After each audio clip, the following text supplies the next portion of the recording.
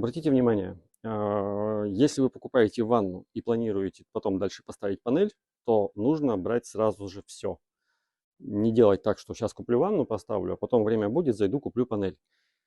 Почему? Потому что вы можете дома установить ванну на ту высоту, которая вам понравилась, которая вам показалась самой оптимальной.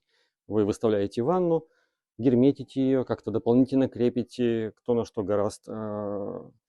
Что может произойти? Потом вы покупаете панель, приносите ее домой, начинаете ставить, а она у вас, вот, например, вот на такой высоте. Соответственно, ванна ниже, чем нужно. Придется ее поднимать, отрезать, в общем, дополнительная работа. Тогда как сразу, когда с панелью вы устанавливаете, вы ее выставите, эту ванну, на ту высоту, которая нужна. Вот, например, на фоне этой ванны. Панель будет висеть вот таким вот образом. Есть место для пальчиков ног, чтобы подойти к ванне и не упираться в панель. В общем, самый оптимальный вариант.